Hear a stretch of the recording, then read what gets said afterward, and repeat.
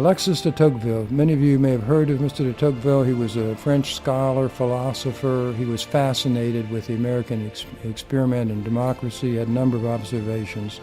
He said, in a democracy, people get the government they deserve. Now, I want you to stop and think for a minute. You know, we all live in this great country. We've had, 50 years of prosperity.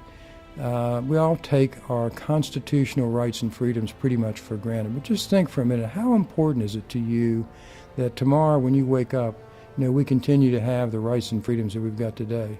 Who in 2008 would have dreamed the President would breach the U.S. Constitution by directing churches to provide contraceptives against religious beliefs? If you're a religious person, you ought to be pretty offended by this. If you're not, you ought to be equally offended, because if the President can say to the Catholic Church, you must issue contraceptives to people against your religious beliefs, he can look at you and say to you, you must do whatever he wants you to do. I don't see any difference between his dictating to the church and dictating to us.